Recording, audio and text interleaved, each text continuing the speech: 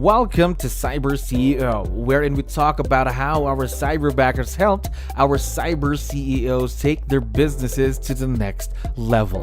CyberCEO is powered by Cyberbacker, the world's leading provider of admin support services from anywhere in the world to anyone in the world. Please visit our website www.cyberbacker.com for more details.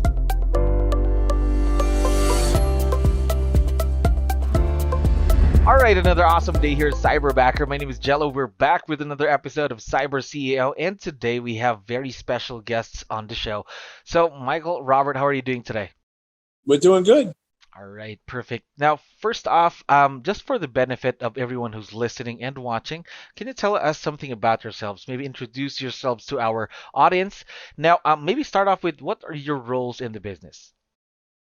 All right. So I'm the owner of Elite Commercial Real Estate. I'm also the regional director for KW Commercial in the New England area. And I'm also owner of two Keller Williams offices, one in Providence, Rhode Island, one in Lincoln, Rhode Island. We have about 250 agents. But the Cyberbacker works only for my team, which is Elite Commercial Realty.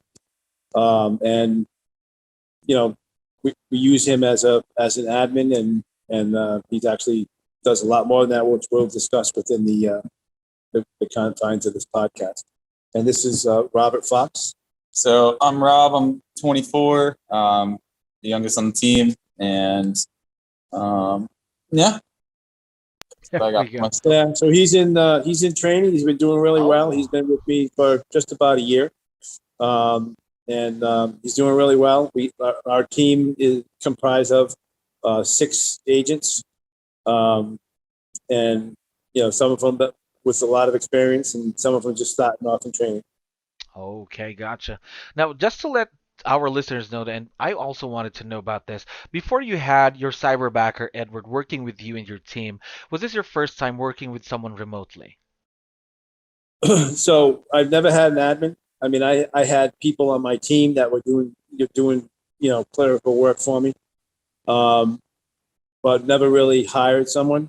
So this was the first time. I mean, we did have our hiccups with Cyberbacker in the beginning. The first 2 months we had one Cyberbacker that just didn't match, but we corrected that very quickly, and I got very lucky. And, Edward was one of the ones that was working with another team down in Florida for, I guess he was working for about 10 months over there. And I guess they couldn't afford him or just didn't need his services anymore. And we got lucky and took him on board. So his training was vast with the team already. We just had to basically fine tune him to just do straight commercial. Because we don't do any residential, and the other team did all residential and very little commercial. Oh, so there's somewhat of a difference there, of course. But let's talk about Edward real quick. What can you tell me about him, personality-wise, or things like that? Well, he's a good communicator. He's task-driven. If we give him a task, it gets completed in the time. Definitely, usually a better time frame than I expect. Very motivated, and he's been a very big asset to us. That's for sure. I can tell you some of the things. One of the questions was, what do we have him do? So he's a communications admin for us. One of the roles that we have, which works really, really well, is we're always constantly looking for properties for our investors. So he basically contacts the co-brokers, keeps an eye on the market, gets all the information, puts it down into a spreadsheet for us, and then sends it out to our investors. So our key is that they call us and we show the property. So he's doing all the legwork on that. He's also been helping us with our web design and keeping our website up. And he inputs he does the admin part of it, inputs all our listings and sales as well. So he's got a lot on his plate, and he does well. That's good to hear. Let me ask, who does he directly support? Everyone on the team, or just one specific person, or the both of you and Robert? No, he supports everyone. I mean, he reports to me, but he gets on we have a team call every morning, and he's on it. So it keeps him interactive of what's going on with the rest of the team. And if a team member needs something during that call, then, we engage, Edward to do that task, and he's always been spot on.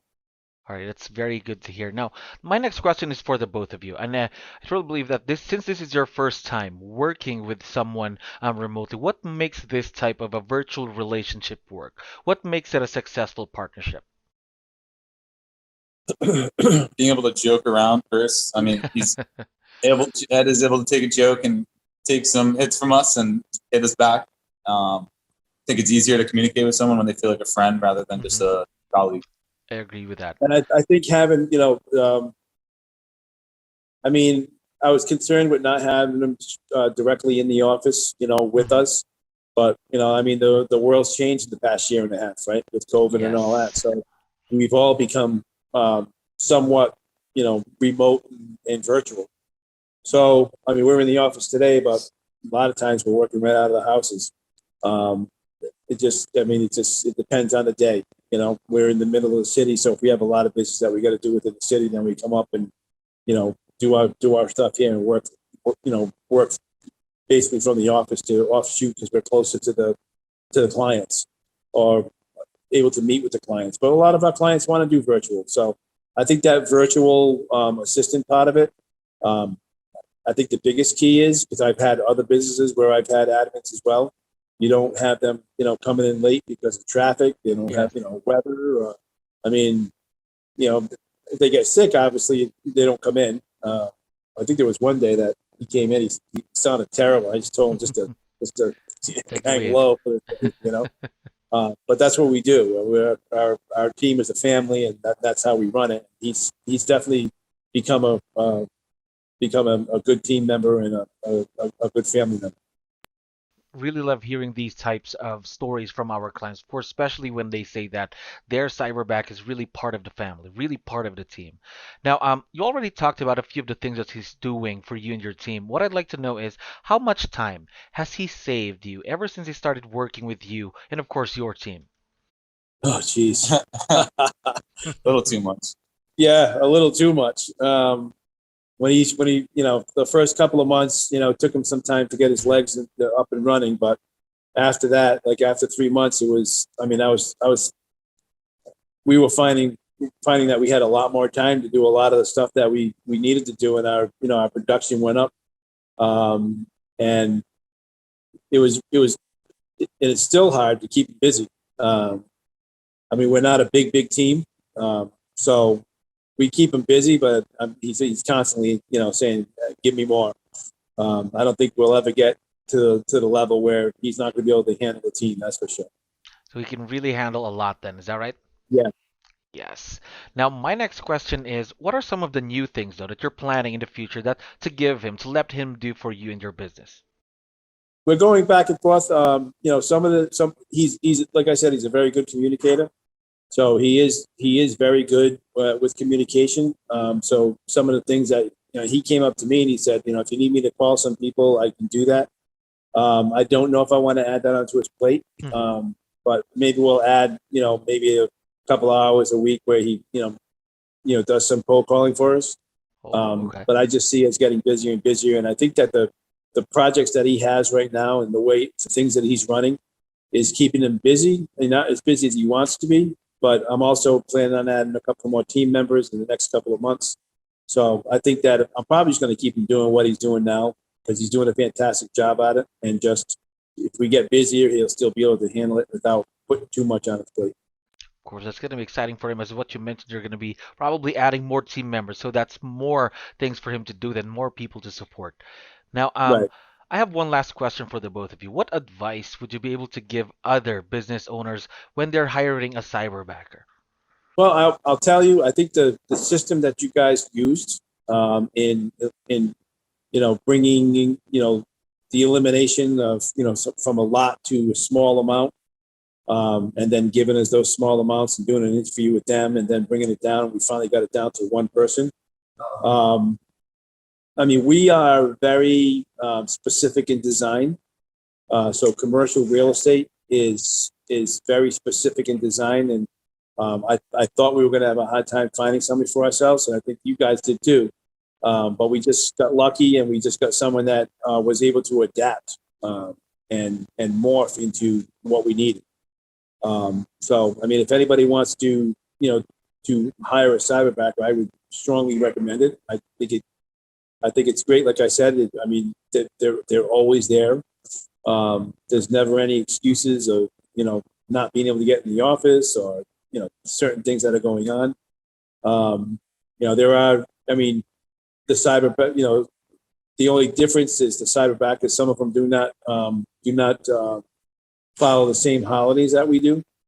So there was some surprising moments when, I was like, well, I don't celebrate that one. I was like, well, you're going to take it off anyway because nobody's going to be around. He was very happy about that. So, I mean, things like that, just going back and forth, and, he gives to us and we give to him. But my recommendation would be to, just do the process. I mean, I was always skeptical in doing something like this. And I'll be honest with you, the first couple of months, I was like, okay, this ain't going to work. But you guys were very, you guys were able to take that problem that we had and redirect it very quickly and get us right back up and running. So, I mean, you definitely support the businesses, and if there is any issues, that you're definitely behind it. I also like the first 4 or 5 months where always had a cyberbacker calling us and saying, how are they doing? Is there anything we can do? They called the cyberbacker and asked how the cyberbacker felt, and gave us a report back of how they felt, which I think was really, really essential in us knowing him and him knowing us. So if there was any uncomfortableness, we were able to clear that right away. I know in the first 4 or 5 months, he didn't think he was doing well, but he was. So we had to keep supporting him and telling him, no, you're doing all right. Don't worry about it. It was nice to have that little voice in the ear saying, he's feeling a little comfortable here. He's feeling a little comfortable here, but he knows he can do it. And us being able to have some dialogue with him. All right. So I know that Edward is listening to us as well. Once we of course have this online. Now, would you want to give him a quick shout out on the show? Oh, Edward, you're phenomenal. You know what we're gonna do, right? We're gonna do. Hoorah! Hoorah! Hoorah! There we That's go. That's how we end every one of our meetings every day. That's something. He That is joins, something. He joins a little bit quieter than we do because of the hour and his wife's sleeping. Oh, but yes. that's okay. We are very excited, of course, to see where this partnership between you and Edward would be in the next few years to come. Thank you very much for being on the show, guys. Thank you for listening to our daily dose of Cyber CEO. Stay tuned to know more about how Cyberbacker creates a difference in this digital time and age. You can visit our website www.cyberbacker.com and follow our social media pages on Facebook, Instagram, LinkedIn, YouTube, and Spotify.